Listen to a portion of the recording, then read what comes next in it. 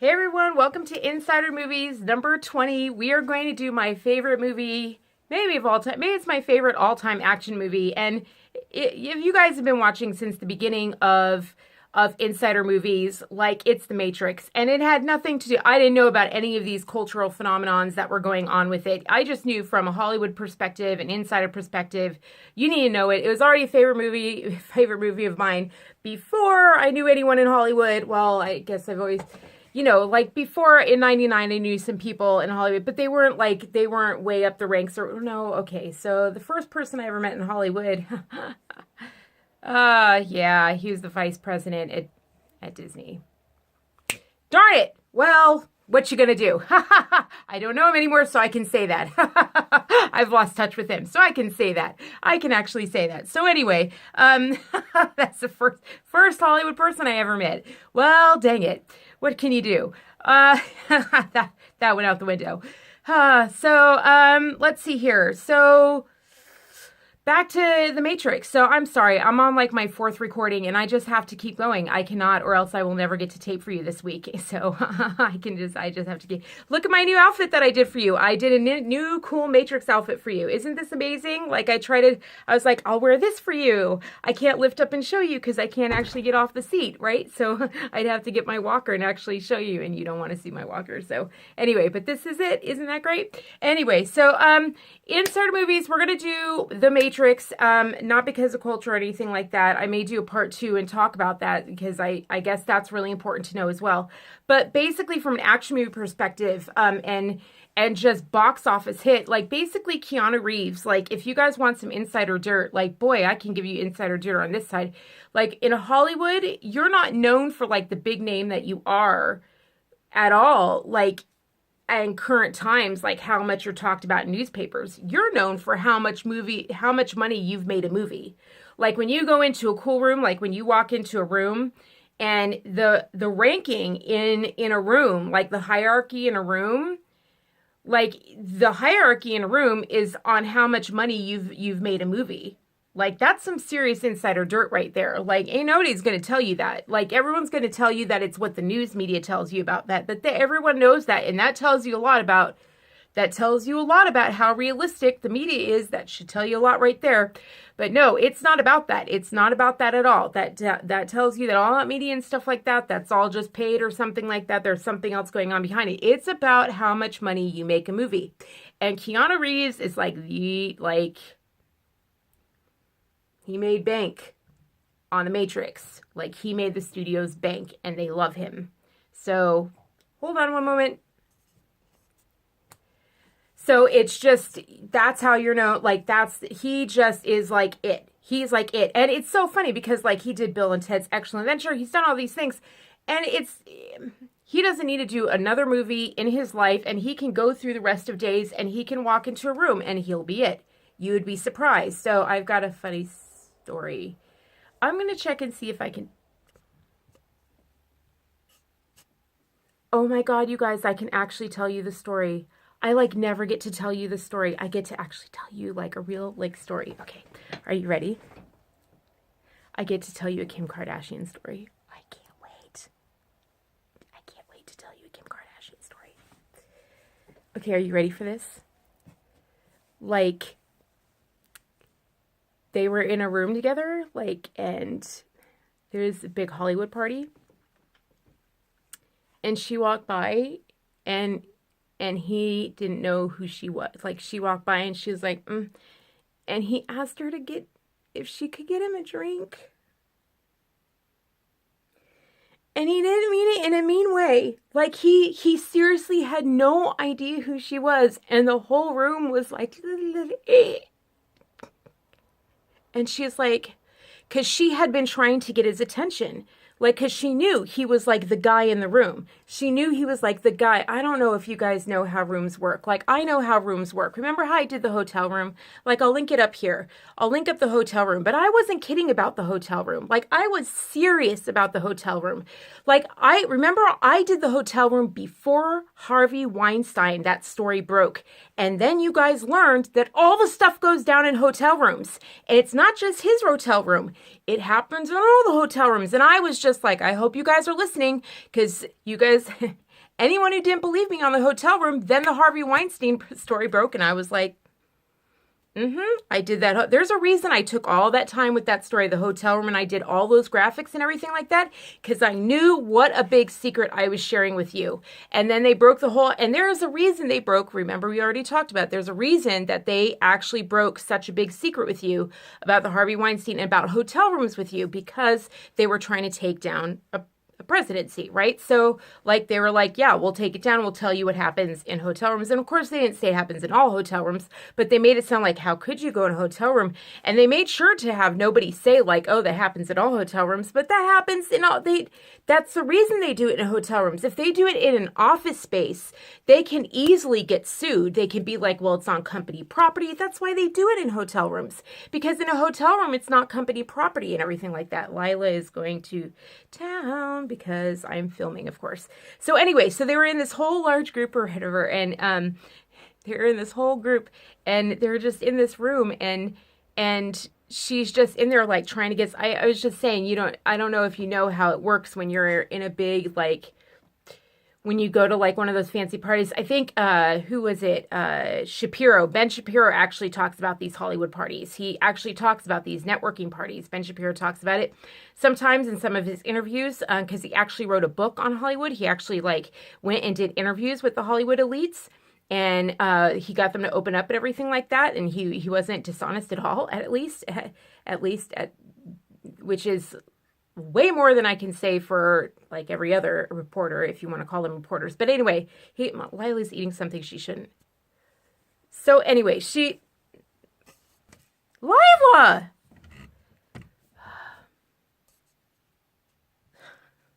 I have no idea what you guys just saw. Lila ran over the thing, and apparently I pressed record, and I was screaming at her. All right, this is a fun little video you guys are getting. All righty then. So that's what, and she's back to eating what she shouldn't. Anyway, so Shapiro. So Shapiro has done a book on that anyway. So she did and got all these interviews about how they absolutely eradicate any kind of person with any kind of conservative attitude out of Hollywood and that sort of thing. So he's the one that pointed out that actually pointed out the fact that how narrow it is, like the thing about no married couples having, and I was just like, oh my gosh, and like I never even thought about that. And he more did it by just like, this is what he was talking about the interviews and what they actually said, in what all of these people said in the studio exec said of what they actually tried to do and make sure, like Ross and Rachel, they made sure they didn't get married out of wedlock like they did it. And I was like, I thought they did that for ratings. Like they were just toying with us and trying to get ratings to be higher and higher. And they were like, no, they did that because they didn't want they didn't want to have a marriage on camera. And I was like, what? Like you just did that to like program us that marriage is bad? That made us all miserable. Like that just dragged us on and on and on. Like, I didn't know anyone that enjoyed that storyline. Like, no one enjoyed that storyline. Like, what the heck? Just because you wanted to say that marriage is a bad thing? Like, are you kidding me? You get a cut on taxes. What are you kidding me? Like, how often do we have to hear Susie Orman yell at people about not getting married?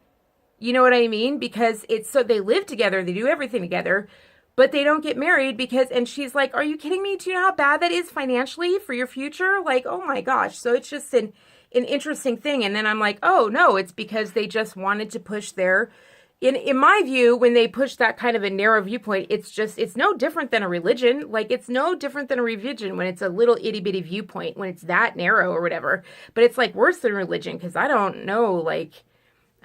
It's just a weird thing. Anyway, so it's like Scientology. Like it's that narrow. It's like a cult. It's like that narrow. When it's that narrow, because I don't know. I was raised in a religion and then this religion, and I'm not in anything now or anything like that. But nothing was like that. Like nothing was even close. Like nothing was strict. Dang.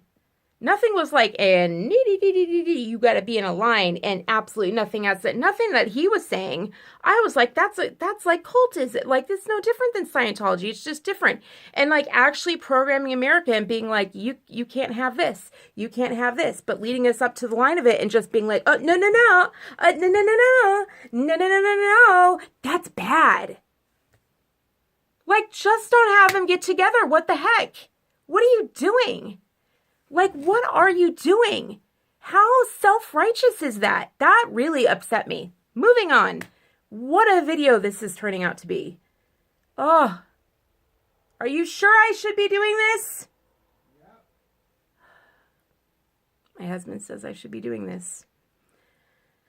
All right, we'll keep going. So anyway, moving on. Keanu Reeves. That's right. We should do this because of Keanu Reeves in that room. So you guys are like, just get to the dirt.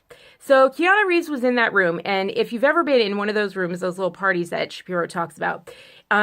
So they were all in this, like, this big suite or whatever. And they were, well, actually it wasn't a suite. That's right. It was up in the Hollywood Hills, and they're in this big, Hollywood Hills room. So I can't tell you who actually told me about it, but, hold on. Yeah, then I'm not allowed to tell you. Okay, but I can't tell you who told me. But anyway, so it was so great. So it was so that's terrible of me to say, but it was just they were in this whole thing, and I guess she just kept walking past him. Like, she kept doing the thing. Like, it's what you do. Like, it's what, like, ladder climbers do. Like, I've seen it all the time. Like, when I'm in a room like that, like, I've been in plenty of those rooms. I've been in them since I was really young, very, very young. I've been in those rooms, and I've always, since the very beginning, like, I've always been boss, right?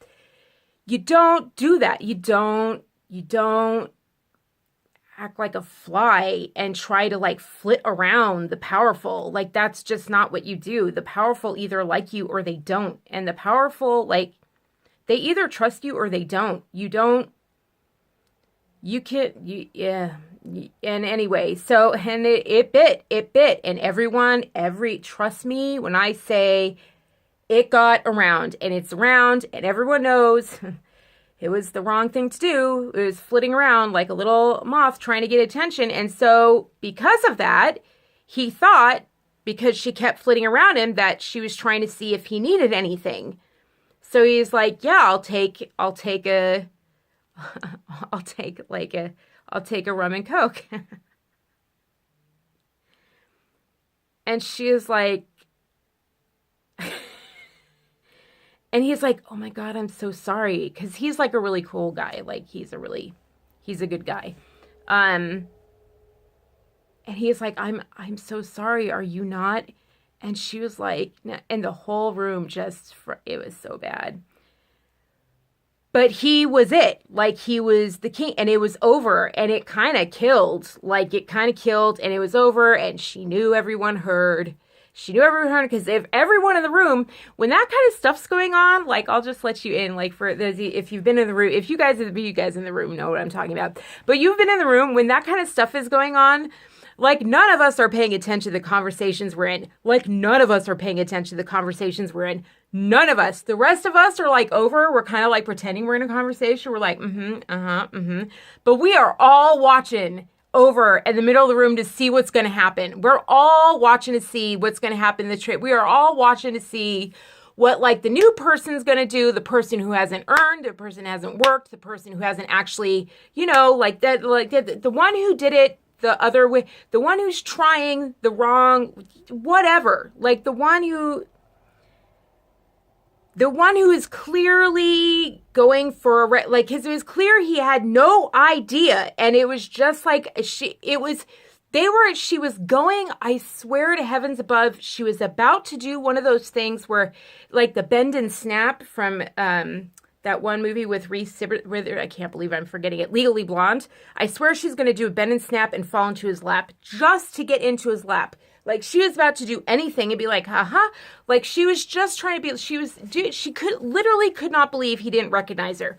Literally, because she truly believed like she was the biggest person in the room, but knew he was the biggest person in the room. Because when you know you're not, you want to believe you're not, so you need the biggest person in the room to acknowledge you. So you go, and she just spent the whole night trying.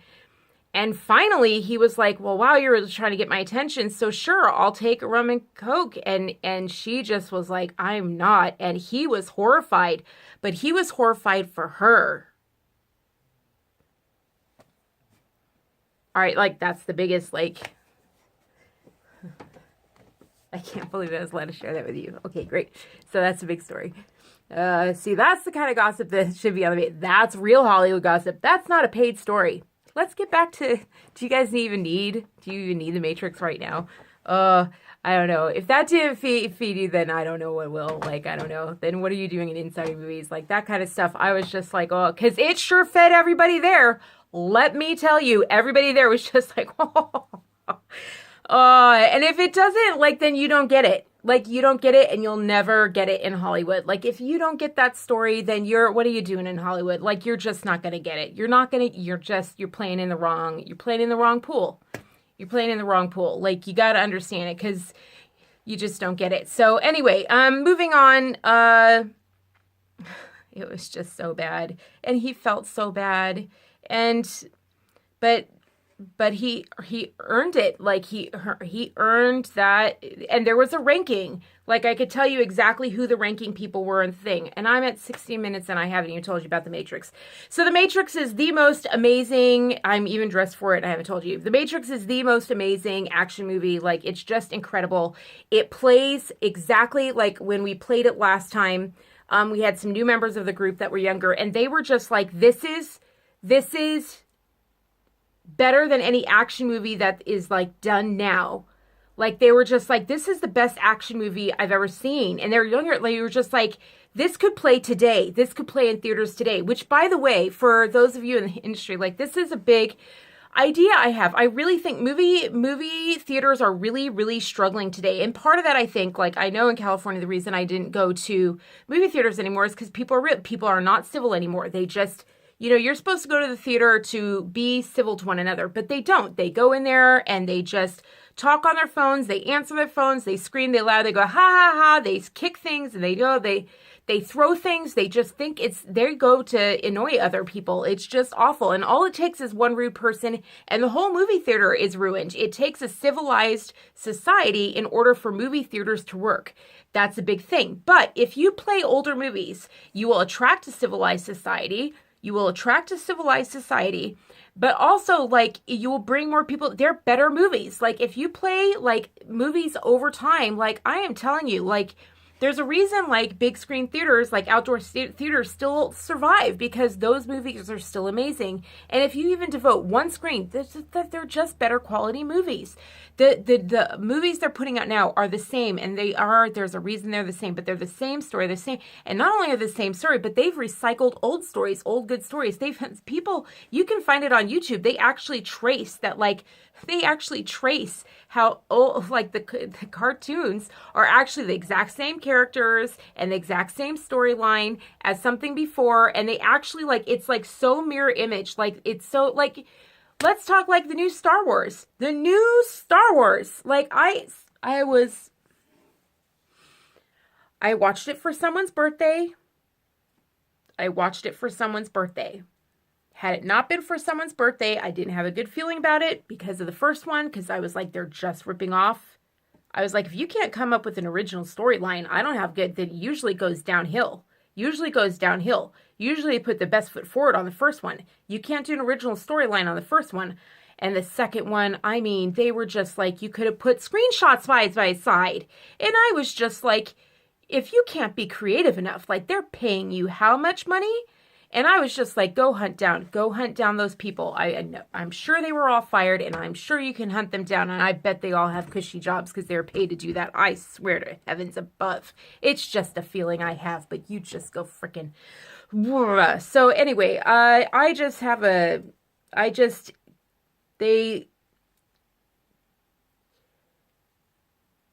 it made you go want to see the previous one, right? It made you just go, oh, that makes me miss the previous one, because the previous one was genius. Like, the previous one was genius. And it made you want to go back and watch the previous one. Like, I was like, why would you just carbon copy it? Carbon copy it to the scene. To the scene. To the scene. And then you feel tricked about getting into the theater. When you watch The Matrix, there's nothing else like it. There's nothing else like it. It's absolutely original. Not only that, but it feels as though it could have been made today. It feels exactly like it could have been made today. Exactly like it. You guys will be floored. You'll be entertained and floored and everything. I guarantee you, it is a rush. It is absolutely, absolutely fantastic. The other two movies are absolute throwaways. There's a bunch of reasons why that is.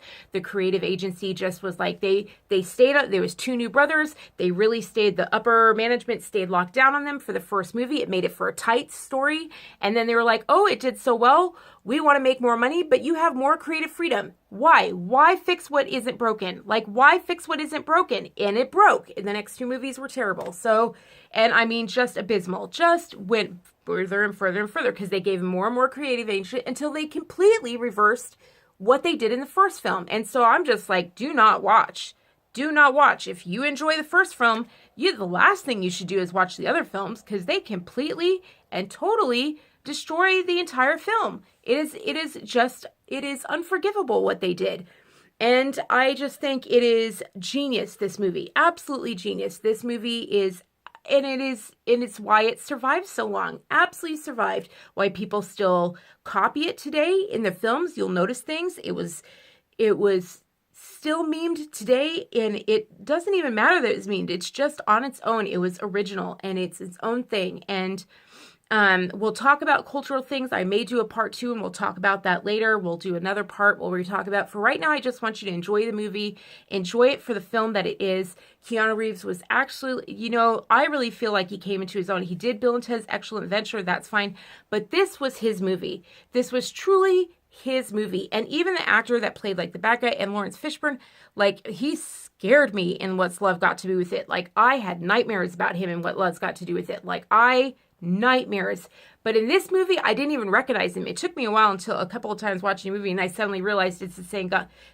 Thank goodness, because I wouldn't want it to be. Like, I didn't want to ever remember. Like, that didn't happen with the guy the same guy that did in The Matrix, when he went on and did Lord of the Rings. Everyone hated that. Everyone hated that the bad guy from The Matrix went on to do Lord of the Rings. That was a terrible casting choice. Never should have done that. The only one bad casting choice from Lord of the Rings. But oh my goodness, like, Matrix, just from the bad guy, like, every single thing from Trinity on down, and it had a powerful woman, you will love it. Women, you will just, we don't think of it as powerful women. It's just, it doesn't consider men any different than women, which they aren't. It's made in 1999, before any of that stuff became different, before H&K really started going. It's before they were hired, or from what we can see, before they were hired. And so we didn't even notice, because at that time, women and men weren't any different, like, back in the culture back then. We weren't even thought of it different. We weren't thinking in that way at all. And so that movie was just, and so you'll see it that they are just equal, and it wasn't even thought of as any differently. And oh my gosh, it's just beautiful. And the cinematography and everything like that, just insane. And just, it's the stuff that I love. And just the costuming and everything. It's just fantastic for a movie. It's brilliant. For an action movie, it's just genius. And it'll get your heart pounding. And you'll love it. You'll absolutely love it. And I just think if you love the movies, you love it. But even if you just like the movies and like being entertained, it did so well at the box office. I mean, like I said, Keanu Reeves, when you walk in a room, he's the guy. And you know what? He doesn't act like the guy. I mean, that's the thing, is that he was just sitting back in a couch. He wasn't like grandstanding in the room or anything. He was just sitting in a couch, just talking to people, just sitting there, just talking. Like, he didn't act like the guy. Like, he didn't use it or lambast it or anything. But that's usually how the guys are. Like, that's usually how the guys are. That's what makes you, it's humility that makes you, desirable to work with, which ironically is what makes Jordan Peterson so popular. That's why people love listening to him, because he tells the truth. He says you need humility if you want to be successful in life. And then people find, oh my gosh, I'm succeeding in life because he's telling me I need humility. And it's not like, oh, you go out and aim to be humble. But the moment you actually start trying to create something, you start finding your capabilities and you start finding, and once you start getting involved in what you can create, the humility comes to you. It's just when you're always outward focused attacking people and you're never looking at yourself, that just tends to be, a narcissistic thing. And it's just because no one's ever asked you to actually, and I don't think even asked, I just think parents today have never ever told their kids they can do it because they were told helicopter parenting was the best thing. And that is not on the parents, that is the propaganda machine. They told them, they wanted this army of kids out there yelling at everyone and taking it down.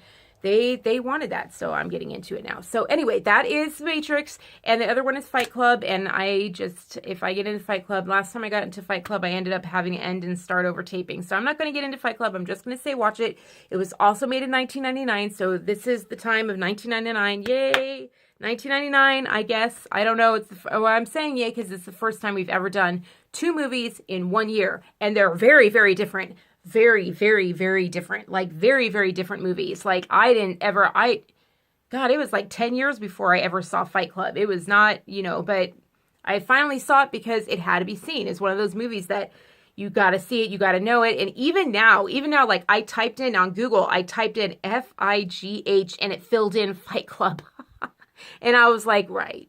Like, that just proved my point. Like, like me, like, I was like, really? Like, no. Like, no. And I just had to, like, bare knuckle it through the whole thing. Because it wasn't, the demographic was not for women for that movie. But it is necessary. You need to see it. You need to see it, especially if you're going to be in Hollywood. It is a necessary, and it was a culture changing, and it spoke to something in the culture. It definitely spoke to something in the culture that I wasn't aware of. Like, when I saw it 10 years later, I didn't really get it. It must have been speaking to something in culture that I wasn't aware of, like, and I'm still trying to figure it out. So maybe when I watch it again with you guys, like, maybe I'll still figure it out. But I wasn't focusing on any of that. Like, I don't know. I think I was focusing on teaching and psychology and my entire other life. But yeah, the thing that they're focusing on was identity politics, I think. And boy, was I not focused on that until recently. Maybe it wasn't identity politics. Someone just made that comment recently. Maybe it's not. I don't know. I didn't notice that in there. You'll have to tell me what you think. I didn't notice it. I don't know. It's fighting, but boy, is it necessary. See, I can't talk about it. I am not the right one to talk about it. All I can tell you is that, I can tell you it has Brad Pitt in it, and it has my other favorite guy whose name I can never remember, who I looked up just before this, Edward Norton. And I always forget his name, even though I absolutely love him. Like, he was love. He's one of those guys that I was like, husband number one, like, on my board. Like, I loved Edward Norton. Because of his acting ability. Like, his acting ability is tremendous. His acting ability, oh my gosh. Like, Edward Norton's acting ability, he's insane. His acting ability is insane. And it's not in the, I don't know. I'd have to watch it again. So, but anyway, so it's not my favorite movie. It's not the movie that I watched where I was just like, your acting is just, it's because I watched it too late. My ability in The Husband Number One was formed when I had been watching him earlier and everything like that. And it was a movie he did with Richard Gere, and I was just like, you've got to be kidding me. Like, it just blew me out of the water. He did this incredible performance, and it was over for me. He is truly, and he's a great writer. Like, Selma Hayek tried to write about that, but apparently there are laws within the SAG community that doesn't allow, if you're an actor in a movie, you can't get a writing credit as well. So he would, like, write for movies, but they don't allow it to be on the screen that you're a writer as well. And I'm like, what the, like, that kind of stuff, like, that really gets me upset. That really gets me upset because creatives are usually brilliant in a lot of different ways. And I'm just like, everyone should get credit for what they do. Everyone should get credit for what they do because people work hard in this world and creatives work just as hard as engineers in this world. And everyone should be able to get credit for their thing. For what I know, engineers have no limits on what they're able to get credit for. And I'm like, creatives should have the exact same thing. They should have the exact same freedoms, but I don't know all the details. Maybe there's stuff I don't know, but he is a brilliant writer as well. He's just a brilliant writer. So just, you can definitely enjoy the movie for that. So those are the two movies I'll come back and talk about. Oh, Lila's just waiting for me. She's at the feet. So I'll put up that video soon about Lila, how she sits with me while I tape. So, and I wore myself out. I am now officially sweating and I'm going to go pass out now. So, I wore myself out now. I'm going to go to bed now. I love you guys. Have a wonderful weekend. Oh, you're going to love The Matrix. I'm going to go fly away now. Fly away. If you don't know The Matrix, you have no idea what I'm talking about, do you? You're like, what the heck is she talking about flying away? Just trust me. I'm flying away. Bye.